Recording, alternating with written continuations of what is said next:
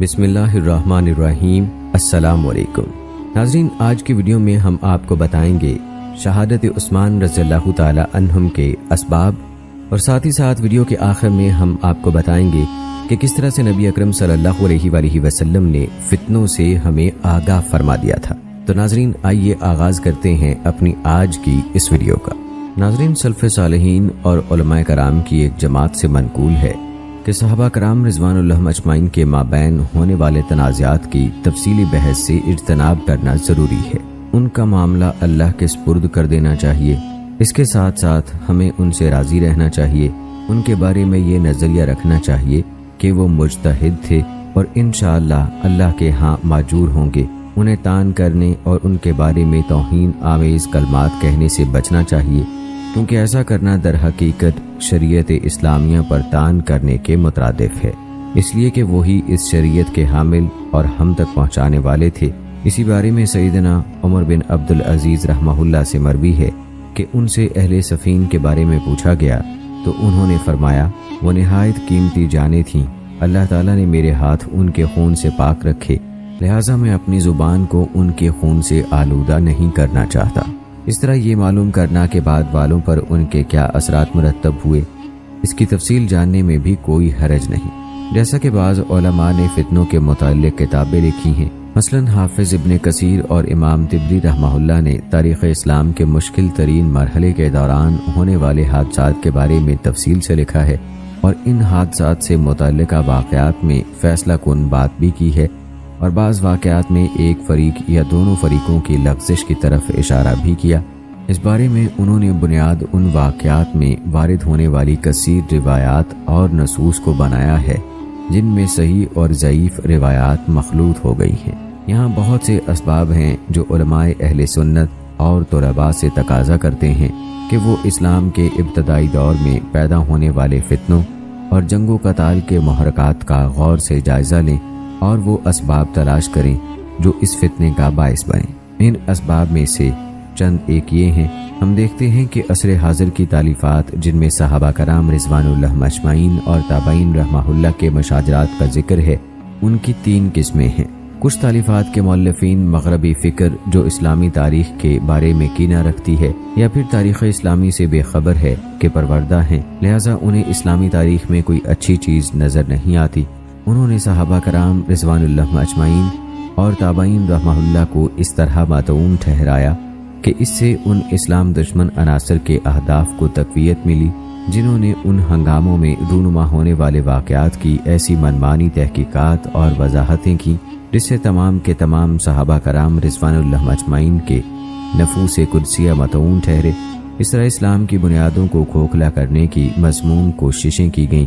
پھر انہوں نے ہنگاموں کو یہ رنگ دیا کہ نعوذ باللہ یہ کرسی اور عہدوں کے حصول کے لیے سیاسی ٹکراؤ تھا، جس میں صحابہ کرام رضوان اللہ اجمعین ایمان، تقوی اور اللہ کے لیے اخلاص اور سچائی سے ہاتھ دھو بیٹھے تھے۔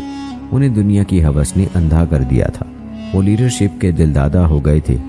انہیں اس سے کوئی سروکار نہ تھا کہ خون بہہ رہا ہے، جانیں ضائع ہو رہی ہیں، مال چھینا جا رہا ہے اور حرمتیں پامال ہو رہی ہیں۔ انہیں بس یہ فکر تھی کہ کسی طرح سے اقتدار اور مملکت ہمارے ہاتھ آ جائے، نعوذ باللہ۔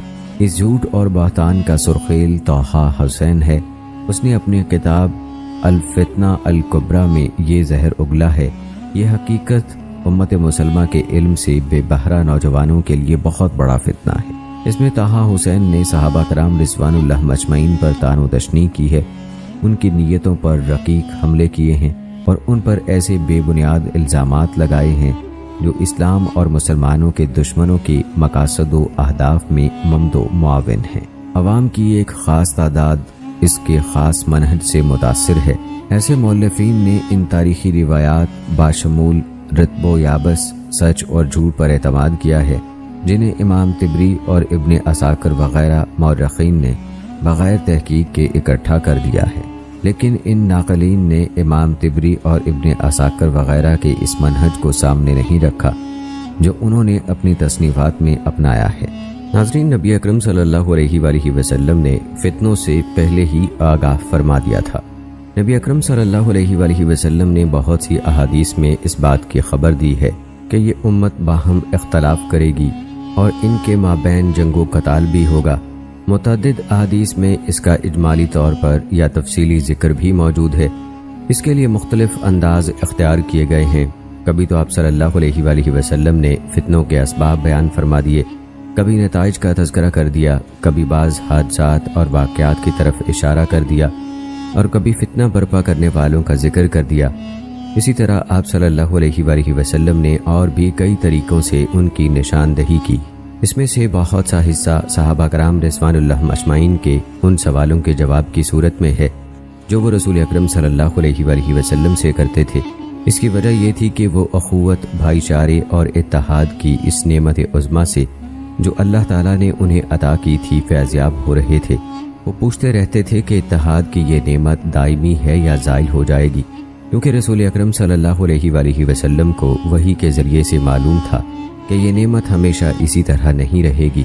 اس لیے آپ ان کی ایسی تربیت فرماتے رہتے تھے کہ وہ ان مشکلات اور فتنوں کے لیے تیار رہیں، تاکہ جب اللہ تعالیٰ کی مشیت سے یہ فتنے رونما ہوں تو وہ اچھے طرز عمل کا مظاہرہ کریں اور انہیں فوری طور پر حل کرنے کی کوشش کریں۔ نبی اکرم صلی اللہ علیہ وآلہ وسلم نے ان فتنوں کا ذکر امت کی تربیت کے نقطہ نظر سے فرمایا تاکہ امت کو قبل از وقت ان کی اطلاع ہو اور وہ ذہنی طور پر ان مسائل سے نپٹنے کے لیے تیار رہیں، تاکہ فتنوں کے وقوع کے وقت مسلمانوں کا طرز عمل صحیح ہو اور وہ اسے ختم کرنے کی کوشش کر سکیں۔ ان احادیث میں سے کچھ ایسی بھی ہیں جن میں فتنہ پردازوں کی طرف اشارہ ہے کہ وہ کون لوگ ہوں گے۔ آپ صلی اللہ علیہ وآلہ وسلم نے نشاندہی کر دی کہ بسا اوقات فتنہ برپا کرنے والے لوگ ظاہری طور پر بڑے متشدد ایماندار ہوں گے، لیکن ان کی عقلیں منحرف ہوں گی اور ان کے دل ٹیڑھے ہوں گے، اور وہ مجموعی طور پر ادراک سے عاجز اور سود بوجھ سے خالی ہوں گے۔ ان احادیث میں اس بات کی طرف بھی اشارہ ہے کہ یہ فتنے منافقین کو بے نقاب کر دیں گے اور مومنوں کے دلوں کے لیے پالش کا کام دیں گے۔ مومنوں کا ایمان بڑھے گا اور وہ امر بالمعروف اور نہی عن المنکر کے لیے آمادہ ہوں گے۔ یہ ایک طرح کی آزمائش ہوگی جس کے ذریعے سے ان کے دل چمکیں گے اور وہ مجاہدے کے عادی ہوں گے، خیر کو پہچان کر اس کا دوسروں کو بھی حکم دیں گے اور شر کی پہچان کر کے لوگوں کو بھی اس سے باز رکھیں گے۔ ان فتنوں سے آگاہ کرنے کا ایک مقصد انتباہ اور ڈراوا بھی ہے۔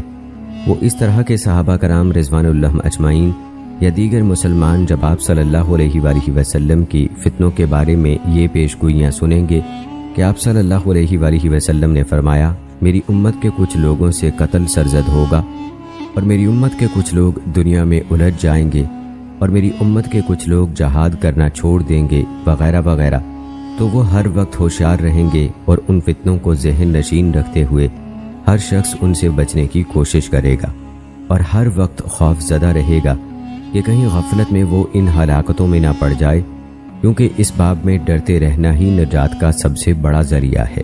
ابن تیمیہ رحمہ اللہ امت مسلمہ کے جھگڑوں اور اختلافات کے وقوع پذیر ہونے کی بابت احادیث ذکر کرنے کے بعد لکھتے ہیں، ایسی کئی احادیث نبی اکرم صلی اللہ علیہ وآلہ وسلم سے محفوظ ہیں جن میں آپ صلی اللہ علیہ وآلہ وسلم نے اشارہ کیا ہے کہ یہ امت لازمی طور پر گروہ بندیوں اور اختلاف و انتشار کا شکار ہوگی۔ رسول اللہ صلی اللہ علیہ وآلہ وسلم اپنی امت کو اس سے ڈراتے رہے تاکہ جس کے مقدر میں اللہ تعالیٰ نے نجات رکھی ہے وہ بچ جائے۔ یقیناً ان فتنوں سے آگاہ کرنا نجات کے طریقوں کی حد بندی کا لطیف انداز ہے۔ آپ کسی انسان کو کسی خطرے سے چاہے کتنا ہی ڈرائیں، جب تک آپ اس کی حد بندی نہیں کریں گے یا اس میں واقع ہونے والی کیفیت کا ذکر نہیں کریں گے، اس وقت تک اس شخص کے لیے اس سے بچنا انتہائی مشکل ہے۔ بسا اوقات خطرے اور فتنے کی ایسی کیفیت ہوتی ہے کہ انسان اس کا تصور بھی نہیں کر سکتا، اور بعض اوقات جن مشکل حالات سے اس کا واسطہ پڑتا ہے وہ اس کی حقیقت سے بے خبر ہوتا ہے۔ بعض اوقات لا علمی کے باعث وہ قابل احتراز فعل کا ارتکاب کر بیٹھتا ہے، حالانکہ اسی فعل سے ڈرایا گیا ہوتا ہے۔ ان فتنوں سے آگاہ کرنے والی بعض روایات میں ان کے اسباب بھی بیان کیے گئے ہیں، یا پھر ان کے نتائج بتائے گئے ہیں، یا یہ بتایا گیا ہے کہ ان سے محفوظ رہنے کا طریقہ کیا ہے۔ اس سے مسلمانوں بلکہ پوری امت کو فائدہ ہوگا کہ وہ فتنوں کے اسباب کو دور کر سکیں، یا نتائج کو دیکھ کر معین واقعات پر حکم لگا سکیں، یا کم از کم ابتدائی طور پر اس کے بارے میں درست موقف اختیار کر سکیں۔ یہ احادیث رسول اکرم صلی اللہ علیہ وآلہ وسلم کی نبوت اور رسالت کی صداقت کی بین دلیل بھی ہیں، جن کے سننے سے صحابہ کرام رضوان اللہ اجمعین کا ایمان زیادہ ہوا۔ پھر جب احادیث نے تھوڑی مدت بعد ہی حقیقت کا جامہ پہنا تو صحابہ کرام رضوان اللہ اجمعین پر اس کی حقیقت پوری طرح اجاگر ہو گئی۔ اس کے بعد یہ احادیث ہر دور میں اہل ایمان کے ایمان میں اضافے کا باعث بنی اور آج بھی بن رہی ہیں، اور وہ ان فتنوں اور اختلاف سے آگاہ ہوتے ہیں جن کے واقع ہونے کی نبی اکرم صلی اللہ علیہ وآلہ وسلم نے خبر دی تھی۔ تمام امتوں میں فتنوں کا ظہور اللہ تعالیٰ کی سنت رہی ہے۔ اس امت میں بھی فتنے قیامت تک رہیں گے۔ یہ فتنے تاریک رات کی طرح ہوں گے، اندھے، بہرے اور گونگے ہوں گے، یعنی ان فتنوں کے ایام میں نہ تو حق بات سننے کو ملے گی، نہ کوئی حق کے بارے میں گفتگو کرے گا، نہ حق و باطل کے درمیان فرق کیا جائے گا۔ جس نے ان میں حصہ لیا وہ دنیا و آخرت میں تباہ ہو گیا، جو ان میں شریک ہونے سے باز رہے گا وہ نجات پا جائے گا۔ ان فتنوں میں وہی شخص راہ نجات پا سکتا ہے جسے اللہ تعالیٰ نے علم و تقوی سے مالا مال کیا ہو اور جسے اپنے فضل سے اختلافی امور میں صحیح راستے کی ہدایت دی ہو۔ ان احادیث میں ہے کہ اس امت کے مابین قتال کا فتنہ ضرور برپا ہوگا۔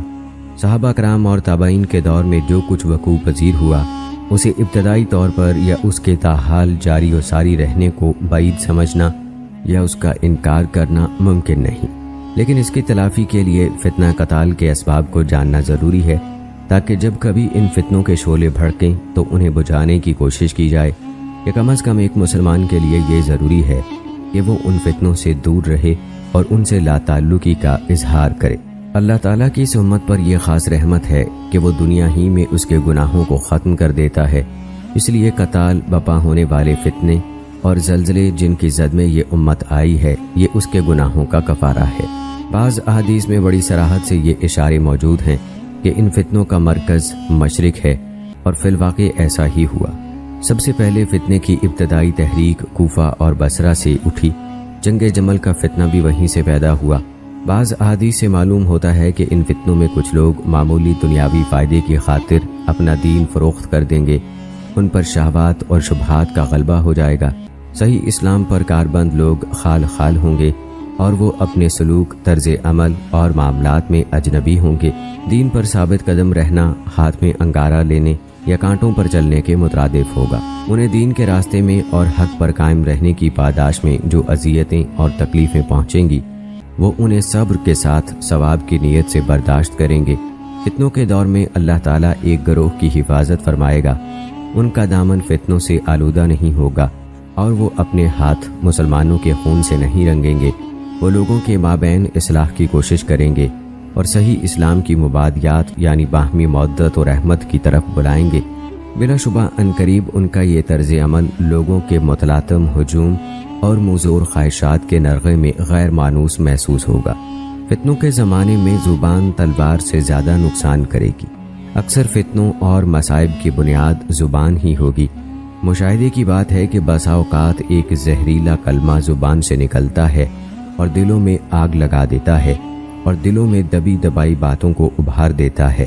اس طرح جذبات بھڑک اٹھتے ہیں اور یہ زبان بڑے بڑے ضرر رساں فتنوں کا باعث بنتی ہے۔ فتنوں کے زمانے میں علم اٹھ جائے گا، علماء کے فوت ہونے کی وجہ سے یا ان کے سکوت کی وجہ سے یا سلامتی کو ترجیح دیتے ہوئے ان کے الگ ہو جانے کی وجہ سے یا لوگوں کے بعض وجہ کی بنا پر ان سے دور ہو جانے کی وجہ سے۔ اس وقت جاہل سردار بن جائیں گے اور لوگ اپنا سربراہ جاہلوں کو بنا لیں گے۔ وہ بغیر علم کے فتویٰ دیں گے، خود بھی گمراہ ہوں گے اور دوسروں کو بھی گمراہ کریں گے۔ گھٹیا لوگ اعلیٰ مناصب پر فائز ہو جائیں گے اور کم عقل لوگوں کا غلبہ ہو جائے گا۔ فتنے کے بارے میں احادیث میں یہ بات بھی ہے کہ اللہ تعالیٰ نے اپنے رسول صلی اللہ علیہ وآلہ وسلم کو ضمانت دی ہے کہ وہ اس امت کو قحط سالی اور بھوک سے ہلاک نہیں کرے گا، نہ ان کے کسی دشمن کو ہمیشہ کے لیے ان پر مسلط کرے گا، چاہے دشمن کتنا ہی مضبوط ہو اور اس کے پاس قابو پانے کے لیے کتنی ہی طاقت اور غلبہ پانے کے امکانات ہوں۔ لیکن رسول اکرم صلی اللہ علیہ وآلہ وسلم کو اس بات کی ضمانت نہیں دی گئی کہ آپ کی امت باہم اختلاف نہیں کرے گی، اور ہو سکتا ہے اس کے اختلاف ہی کی وجہ سے اس پر باہر سے دشمن وار کرے۔ جب امت کے افراد باہم اختلاف کا شکار ہوں گے اور ایک دوسرے کو قتل کریں گے تو ان کی قوت کمزور پڑ جائے گی، دشمن ان پر قابو پا لے گا، ان کے تمام وسائل بیکار ہو جائیں گے، اور اس ذلت سے نکلنا اس وقت تک ممکن نہیں ہوگا جب تک وحدت، اتفاق و اتحاد اور اللہ تعالیٰ کی شریعت کو قائم نہ کر لیا جائے۔ ان احادیث میں یہ بھی ہے کہ فتنوں کے دور میں بالخصوص ان کے طول پکڑنے پر کچھ لوگ اسلام سے منحرف ہو جائیں گے اور اہل باطل ان پر قابو پا کر غالب آ جائیں گے۔ فتنوں کے دور میں لوگوں کے اخلاق بگڑ جائیں گے، رویے تبدیل ہو جائیں گے، لوگ نیک اعمال سے بے اعتنائی برتیں گے اور خیر و بھلائی کے کاموں سے دور بھاگیں گے۔ دشمنی، حسد اور کینے کی بیماری عام ہو جائے گی اور یہ ناسور رگ و ریشے میں سرائیت کر جائے گا۔ لوگوں کی سمجھ میں کچھ نہیں آئے گا کہ وہ کیا کریں۔ بعض احادیث میں اس بات کی طرف اشارہ ہے کہ فتنوں کے ظاہر ہونے سے پہلے ہر طرف امن و استحکام ہوگا، معیشت کی صورتحال تسلی بخش ہوگی، یہاں تک کہ ایک سوار مکہ سے عراق تک کا تنہا سفر کرے گا اور اسے راستہ بھولنے کے سوا کوئی خوف نہ ہوگا۔ ایسا سیدنا عثمان رضی اللہ تعالی عنہ کے زمانے میں ہوا کہ ان کے عہد خلافت کے ابتدائی دور میں امن و استحکام مثالی تھا اور مال و دولت کی فراوانی تھی۔ پھر قتل و غارت کا فتنہ بپا ہوا تو اس نے ہر چیز کو سبوتاز کر کے رکھ دیا، یہاں تک کہ امن کی صورتحال خوف میں بدل گئی۔ ناظرین، احادیث میں یہ بات بھی ملتی ہے کہ فتنوں کے دور میں اچھے، سمجھدار اور صاحب رائے لوگ قتل ہو جائیں گے، بچے کھچے، گھٹیا اور نابلد لوگ ہی باقی رہ جائیں گے جو نیکی اور بدی کی پہچان سے بھی بے خبر ہوں گے۔ یہ فتنوں کے بارے میں ناظرین چند احادیث کا خلاصہ آپ کے سامنے بیان کیا ہے۔ آئیے اب ذکر کرتے ہیں شہادت عثمان رضی اللہ تعالی عنہ کے اسباب کا۔ امام ظاہری رحمہ اللہ فرماتے ہیں سیدنا عثمان رضی اللہ تعالی عنہ 12 سال امیر المومنین رہے۔ ابتدائی 6 سالوں میں کسی شخص نے سیدنا عثمان رضی اللہ تعالی عنہ پر کوئی اعتراض نہیں کیا، بلکہ آپ قریش کے نزدیک سیدنا عمر رضی اللہ تعالی عنہ سے بھی زیادہ مقبول شخصیت تھے، کیونکہ سیدنا عمر رضی اللہ تعالی عنہ ان پر سختی کرتے تھے، جبکہ سیدنا عثمان رضی اللہ تعالی عنہ نے ان سے نرمی کی اور انہیں اپنے ساتھ ملایا۔ اس کے بعد فتنہ بپا ہوا۔ مسلمان مورخین نے سیدنا عثمان رضی اللہ تعالی عنہ کے دور خلافت کے دوسرے نصف یعنی 30 ہجری سے 35 ہجری میں ہونے والے حادثات کو فتن کا نام دیا ہے اور بتایا ہے کہ یہی فتنے سیدنا عثمان رضی اللہ تعالی عنہ کی شہادت کا باعث بنے۔ سیدنا ابو بکر و عمر رضی اللہ تعالی عنہ کے دور خلافت اور سیدنا عثمان رضی اللہ تعالی عنہ کی خلافت کے ابتدائی 6 سالوں میں مسلمان باہم متحد تھے، ان کے مابین کوئی تنازع نہیں تھا۔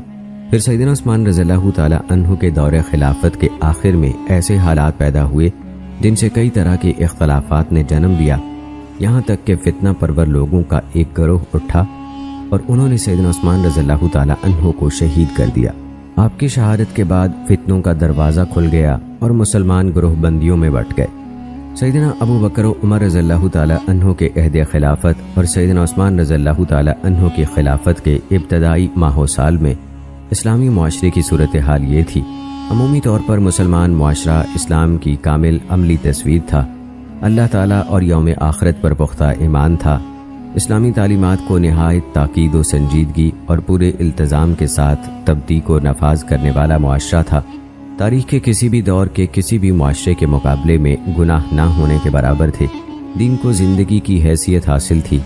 دین ضمنی چیز تصور نہیں کیا جاتا تھا کہ لوگ گاہے گاہے اس کی طرف رخ کریں، بلکہ دینی تعلیمات ہی لوگوں کی زندگی کی بنیاد اور روح رواں تھی۔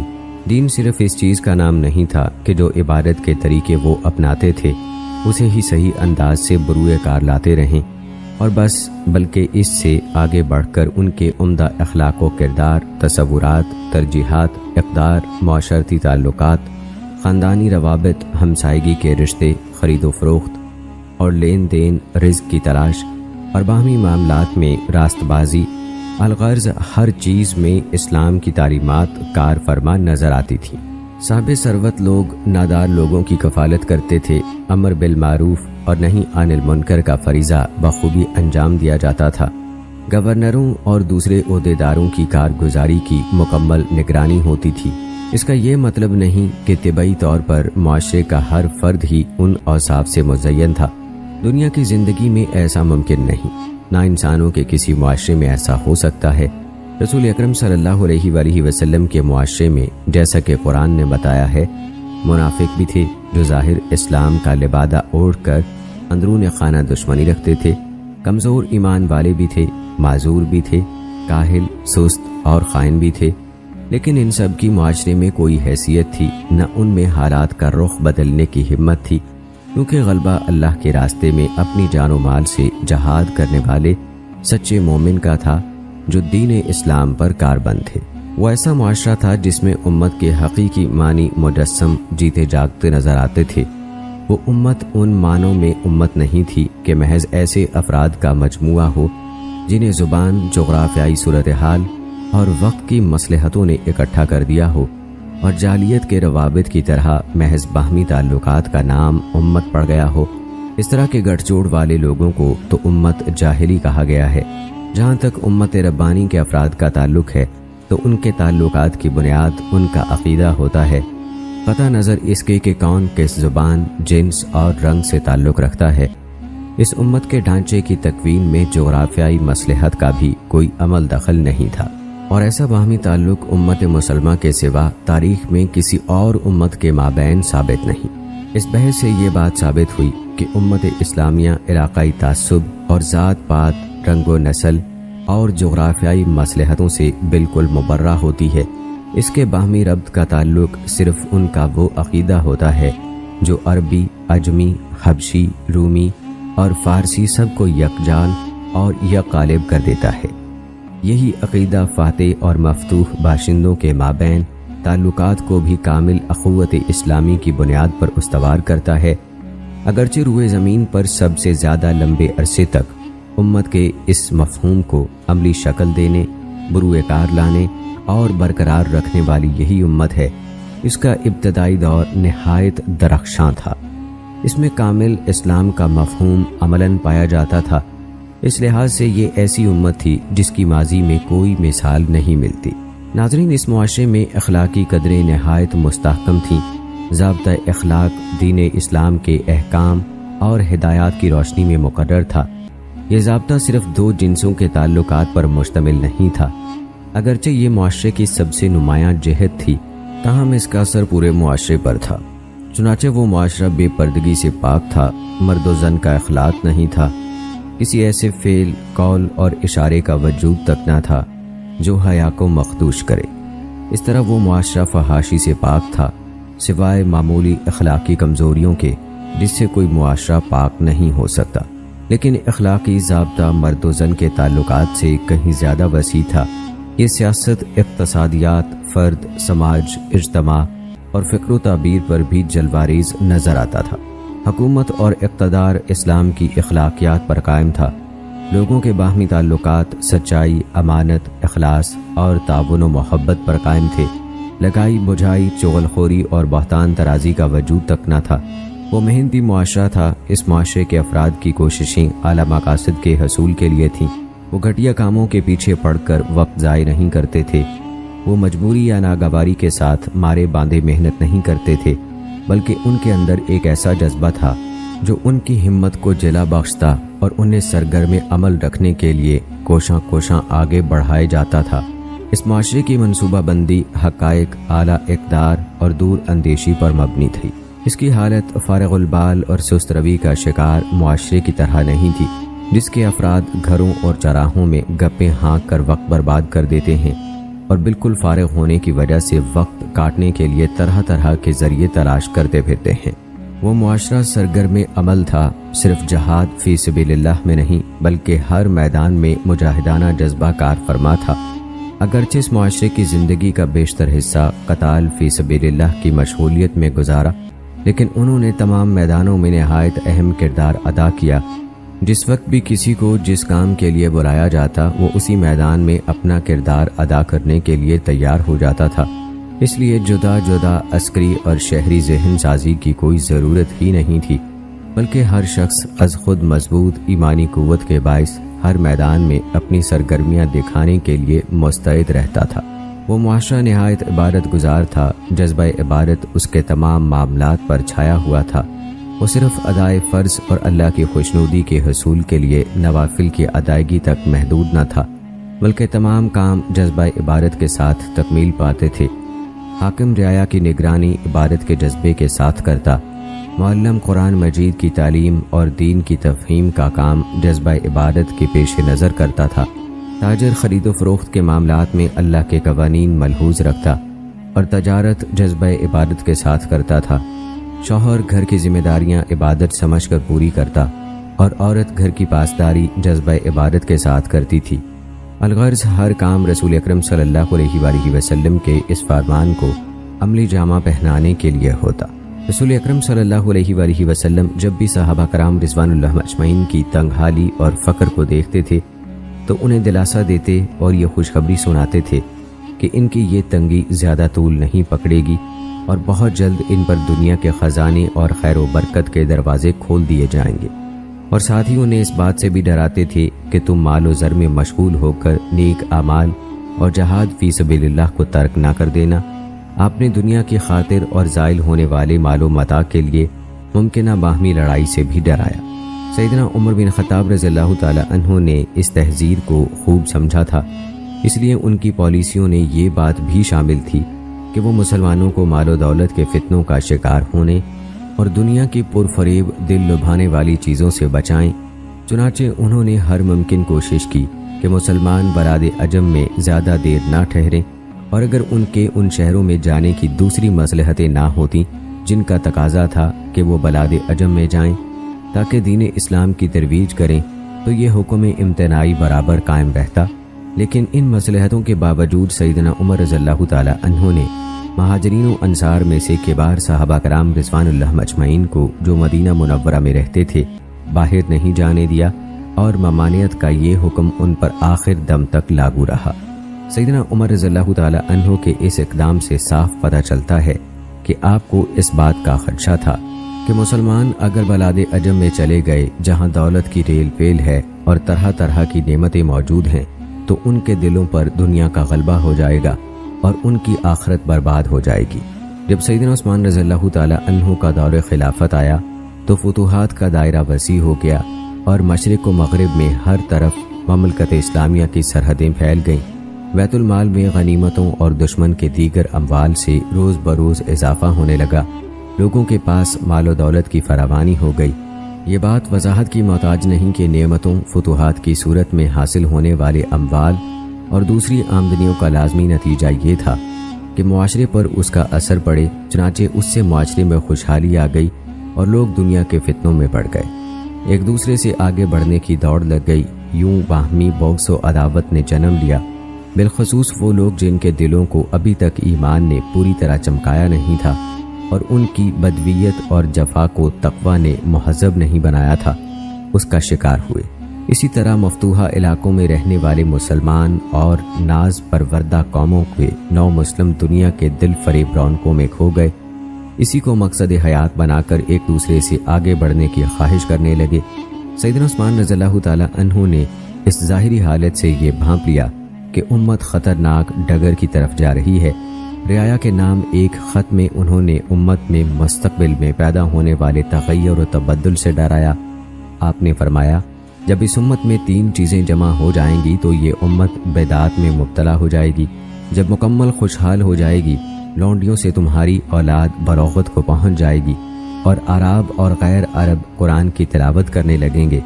جہاں تک آسودہ حالی کا تعلق ہے تو اس کے عینی شاہد حسن بصری رحمہ اللہ بیان کرتے ہیں کہ مسلمان معاشرے میں مال و دولت کی فراوانی تھی، لوگ فخر و غرور میں پڑ گئے اور ناشکری کے مرض میں مبتلا ہو گئے۔ وہ فرماتے ہیں، مجھے معلوم ہے کہ لوگوں نے سیدنا عثمان رضی اللہ تعالی عنہ کو کیوں ناپسند کرنا شروع کیا۔ بات یہ ہے کہ کم ہی کوئی دن خالی گزرتا، ورنہ اکثر و بیشتر آپ مال و دولت تقسیم کرتے رہتے تھے۔ ان کے لیے منادی کرائی جاتی کہ مسلمانوں اپنے عطیات وصول کر لو، اور وہ وافر مقدار میں اسے حاصل کرتے۔ پھر انہیں کہا جاتا کہ آؤ بھائی، گھی اور شہد لے لو۔ عطیات کا سلسلہ جاری رہتا۔ مال و دولت اور کھانے پینے کی چیزوں کی بڑی فراوانی تھی۔ دشمن خوف زدہ تھا، باہمی معاملات نہایت آسان طریقے سے سر انجام پا رہے تھے، ہر طرف برکات تھیں۔ دوسری طرف اہل اسلام کے خلاف تلوار ابھی تک میان میں تھی، پھر انہوں نے اسے خود اپنے اوپر سونت لیا۔ اللہ کی قسم، اس وقت سے لے کر اب تک تلوار مسلمانوں کی گردنوں پر لٹک رہی ہے۔ اللہ کی قسم، مجھے محسوس ہوتا ہے کہ اب یہ تلوار قیامت تک مسلمانوں پر لٹکی رہے گی۔ جہاں تک مسلمانوں کی اولادوں کا لونڈیوں سے بلوغت کو پہنچنے کی بات ہے، تو اس کا اندازہ خوشحالی کے بعد امت کی صورتحال سے لگایا جا سکتا ہے۔ مدینہ منورہ میں جب دنیاوی خوشحالی آئی اور لوگوں کی دولت مندی انتہا کو پہنچی، تو وہاں جو سب سے پہلی برائی رونما ہوئی وہ کبوتر بازی اور چکنی مٹی کے چھوٹے چھوٹے گولوں کے ذریعے سے نشانے بازی تھی۔ اس کے سد باب کے لیے سیدنا عثمان رضی اللہ تعالی عنہ نے اپنی خلافت کے 8ویں سال قبیلہ لیس کے ایک شخص کو مقرر کیا۔ اس نے کبوتروں کے پر کاٹ دیے اور غلیلیں توڑ دیں۔ اسی طرح لوگ نبیذ کو نشہ آور بنا کر پینے لگے۔ سیدنا عثمان رضی اللہ تعالی عنہ نے ایک شخص کو مقرر کیا، وہ لاٹھی لے کر گشت کرتا تھا تاکہ لوگوں کو اس سے روکے، لیکن جب اس کے استعمال میں اضافہ ہوا تو سیدنا عثمان رضی اللہ تعالی عنہ نے یہ صورتحال لوگوں کے سامنے رکھی۔ اس بات پر اتفاق ہوا کہ نشہ آور نبیذ پینے پر بھی کوڑے لگائے جائیں گے۔ چنانچہ ایسے کچھ افراد کو پکڑ کر کوڑوں کی سزا دی گئی۔ پھر سیدنا عثمان رضی اللہ تعالی عنہ جسے دیکھتے کہ وہ شرارت پر اترا ہوا ہے یا اسلحے کی نمائش کرتا پھرتا ہے تو اسے مدینے سے نکال دیتے۔ اس فیصلے سے شرپسندوں کے والدین کو بڑی تکلیف ہوئی۔ سیدنا عثمان رضی اللہ تعالی عنہ نے مدینہ منورہ میں لوگوں سے خطاب کیا۔ آپ نے فرمایا، مجھے کچھ لوگوں کی طرف سے ہنگامے اور فتنے برپا کرنے کی خبریں موصول ہوئی ہیں۔ میں ان فتنوں کا دروازہ نہیں کھولنا چاہتا، نہ یہ پسند کرتا ہوں کہ میں فتنوں کا سبب بنوں۔ میں اپنے آپ پر مکمل کنٹرول رکھوں گا، فتنوں میں نہیں پڑوں گا۔ میرے اور تمہارے درمیان ایک عہد و پیمان اور رشتہ ہے جو میری پیروی کرے گا۔ میں سمجھوں گا اور اس عہد کا پاس کر رہا ہے، اور جو میری اتباع نہیں کرے گا یہ اس کی عہد شکنی اور جفا شمار ہوگی۔ آگاہ رہو کہ روز قیامت ہر شخص کا ایک چلانے والا اور ایک گواہ ہوگا۔ چلانے والا اسے اللہ کے حکم کے مطابق چلائے گا اور گواہ اس کے اعمال کے بارے میں اس کے خلاف گواہی دے گا۔ بس جو شخص اللہ تعالیٰ کی رضا کا طالب ہے اسے خوش ہونا چاہیے، اور جو دنیا کا ارادہ رکھتا ہے تو وہ ناکام ہوگا۔ خلیفہ راشد صاحب تقویٰ سیدنا عثمان رضی اللہ تعالی عنہ نے جب اپنے منصبی فرائض ادا کیے تو آپ کے احکام اور تعزیرات کا شکار اکثر و بیشتر ان سرمایہ داروں کے بچے تھے جنہوں نے عیش و عشرت کی زندگی شروع کر دی تھی اور ان کے اخلاق بگڑ گئے تھے۔ چنانچہ یہ منحرف لوگ ان سے انتقام لینے والوں کی صفوں میں شامل ہو گئے۔ جہاں تک عربیوں اور اجمیوں کا قرآن مجید کی تعلیم کے حصول کا معاملہ ہے تو اس کی حقیقت یہ ہے کہ اسلامی معاشرے میں ایک ایسا گروہ پیدا ہو گیا جو قرآن مجید کی تعلیم حصول ثواب کے لیے حاصل نہیں کرتا تھا، بلکہ اس کا مقصد صرف وہ وظیفہ وصول کرنا تھا جو خلیفہ نے قرآن کی تعلیم کی ترغیب دینے کے لیے طلباء کے لیے مقرر کر رکھا تھا۔ اس تبدیلی کا اثر پہلے پہل دارالخلافہ سے دور کے علاقوں میں ظاہر ہوا اور آہستہ آہستہ دارالخلافہ کی طرف بڑھتا گیا، جس کی وجہ سے سیدنا عثمان رضی اللہ تعالی عنہ کو اپنے خطبوں میں گاہے گاہے لوگوں کو اس دلربا دنیا کے فتنوں سے بچنے کے لیے واضح تلقین کی ضرورت محسوس ہوئی۔ آپ نے دنیا کی رغبت کے نقصانات سے آگاہ کرتے ہوئے اپنے ایک خطبے میں فرمایا، اللہ تعالیٰ نے دنیا صرف اس لیے دی ہے کہ تم اس کے ذریعے سے آخرت تلاش کرو، اس لیے نہیں دی کہ تم اس پر فریفتہ ہو جاؤ۔ دنیا فانی ہے، آخرت دائمی ہے، کہیں یہ فانی دنیا تمہیں غرور میں مبتلا کر کے آخرت سے غافل نہ کر دے۔ اللہ تعالیٰ سے ڈرو، مبادا وہ تمہاری اس روش کی وجہ سے تم پر کوئی دشمن مسلط کر دے۔ اپنی وحدت قائم رکھو، گروہوں میں مت بٹو۔ پھر ایک آیت تلاوت کی جس کا ترجمہ ہے، اور سب مل کر اللہ کی رسی کو مضبوطی سے پکڑ لو اور جدا جدا نہ ہو، اور تم اپنے آپ پر اللہ کی اس نعمت کو یاد کرو جب تم ایک دوسرے کے دشمن تھے، پھر اس نے تمہارے دلوں میں الفت ڈال دی اور تم اس کے احسان سے بھائی بھائی بن گئے، اور تم آگ کے گڑھے کے کنارے پر تھے، پھر اس نے تمہیں اس میں گرنے سے بچا لیا۔ اللہ تعالیٰ اسی طرح تمہارے لیے اپنی آیتیں بیان کرتا ہے، شاید کہ تم ہدایت پاؤ۔ ایسے حالات میں جب کہ مال و دولت کی فراوانی تھی، دنیا کا کثیر مال و دولت مسلمانوں کے پاس آ گیا تھا، اور لوگ مختلف علاقوں کو فتح کرنے کے بعد فارغ ہو کر اطمینان سے بیٹھ گئے تھے۔ ان حالات میں لوگوں نے اپنے خلیفہ پر تنقید شروع کر دی۔ اس سے اندازہ ہوتا ہے کہ فتنے کی تحریک میں آسودہ حالی کا کس قدر عمل دخل تھا۔ اور سیدنا عثمان رضی اللہ تعالی عنہ کی وہ بات بھی سمجھ میں آ جاتی ہے جو آپ نے دربند کے گورنر صحابی رسول سیدنا عبد الرحمن بن ربیعہ باہلی رضی اللہ تعالی عنہ کو لکھی تھی۔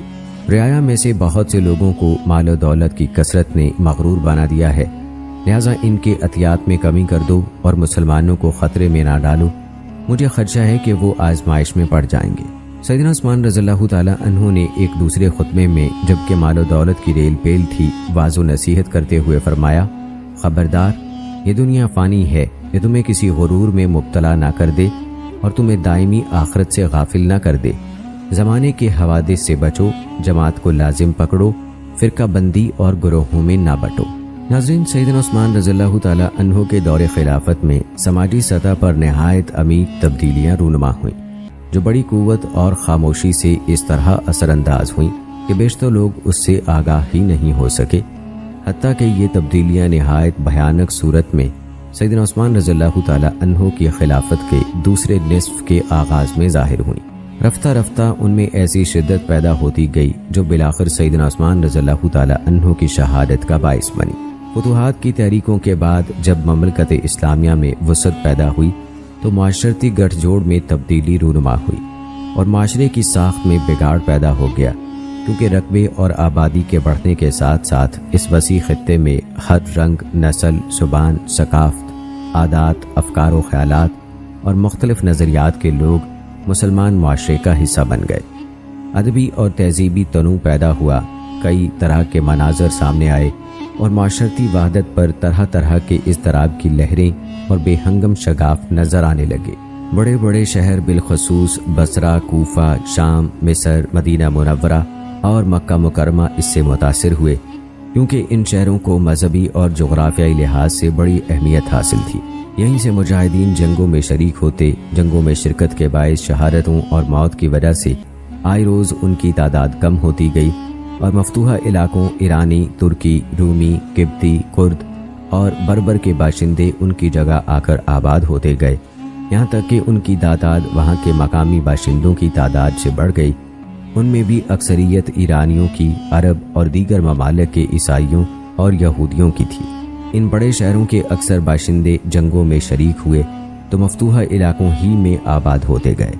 ان میں سے اکثر آس پاس کے عرب اور وہ لوگ تھے جنہیں شرف صحابیت نصیب نہیں ہوا تھا، یا یوں کہہ لیں کہ وہ براہ راست رسول اکرم صلی اللہ علیہ وآلہ وسلم کے تربیت یافتہ نہیں تھے، اور فتوحات میں مشغولیت کی وجہ سے انہیں صحابہ کرام رضوان اللہ اجمعین سے بھی فیضیابی کا موقع نہ مل سکا۔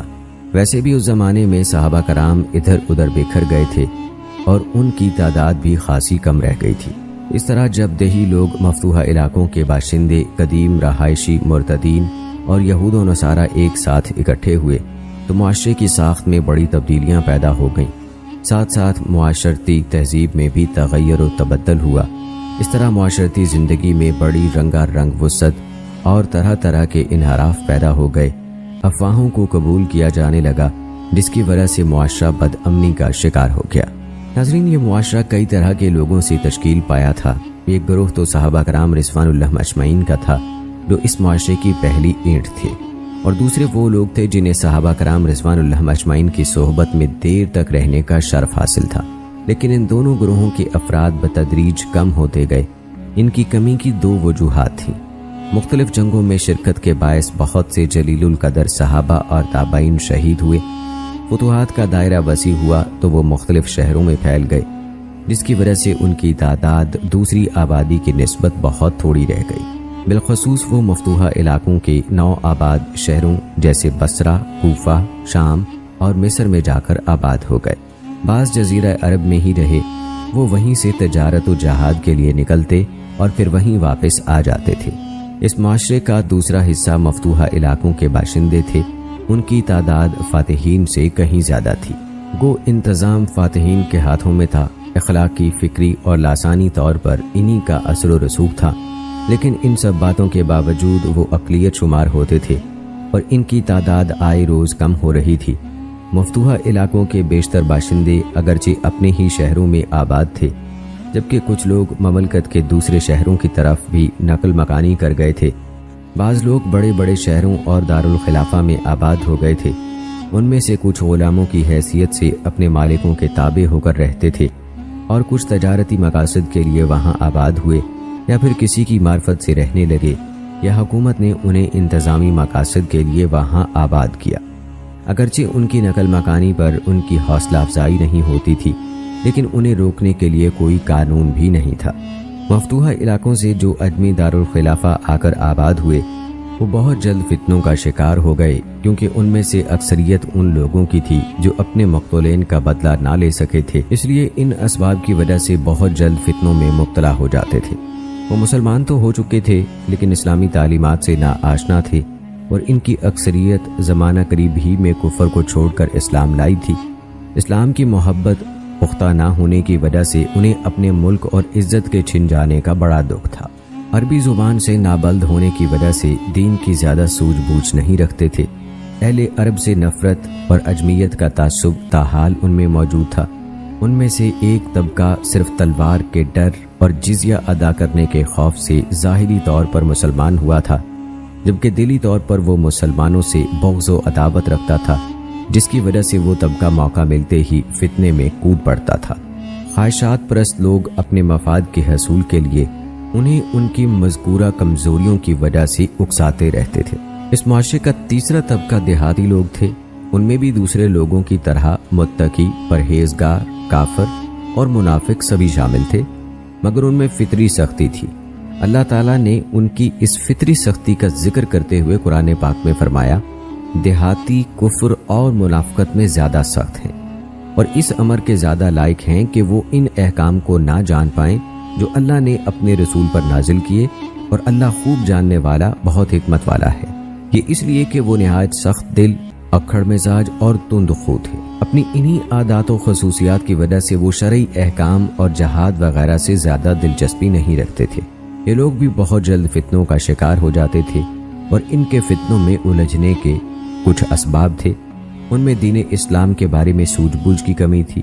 ان میں سے کوئی قرآن مجید کی تھوڑی سی تعلیم حاصل کر کے ہی دھوکے میں پڑ جاتا تھا۔ وہ یہ گمان کر لیتا تھا کہ وہ تھوڑی بہت سمجھ بوجھ حاصل کر کے عالم بن گیا ہے۔ ان لوگوں کو علماء کی ناقدری کرنے، ان کی اقتداء نہ کرنے اور ان سے رہنمائی نہ لینے کا مرض لاحق تھا۔ قبائلی تعصب ان کے رگ و ریشے میں سرایت کر چکا تھا۔ شریر النفس اور خواہشات پرست لوگ انہیں دھوکہ دیتے اور ان کی سادگی اور جہالت سے فائدہ اٹھاتے تھے۔ وہاں میل جول اور شہری زندگی انہیں طبعاً ناپسند تھی۔ وہ طبیعت کی تیزی کی وجہ سے ناواقف لوگوں سے بہت جلد بدگمان ہو جاتے تھے۔ یہ صرف انہی کی نہیں بلکہ ہر دور اور ہر علاقے کے بدوؤں کی یہی عادات ہوتی ہیں۔ دین میں بڑے متشدد تھے اور جہالت کی بنا پر ہر دھرمی کا شکار تھے، اس لیے خارج کی اکثریت بدوؤں پر ہی مشتمل تھی۔ ان بدوؤں کا ایک گروہ قرا کے لقب سے معروف تھا۔ یہ حقیقی معنوں میں قرا نہیں تھے، کیونکہ قرا سے مراد وہ لوگ ہیں جو قرات قرآن کے ماہر ہوتے تھے، لیکن اس صورتحال میں قرا کا مطلب حقیقی مفہوم سے مختلف ہے۔ ان کی حالت یہ تھی کہ کچھ خارجیوں کے منہج پر کاربند تھے اور قرآن مجید کو ایک خاص فکر و نظر کی روشنی میں سمجھتے تھے۔ ان کچھ میں سے زائد قسم کے لوگ تھے جو قرآن کے مفہوم ہی سے نا آشنا تھے اور معاشرتی مسائل و معاملات سے نبٹنے کی صلاحیت سے بھی محروم تھے۔ انہوں نے علماء اور ائمہ کو چھوڑ کر اپنے میں سے جہلاء کو ہی اپنا سردار مقرر کر لیا تھا۔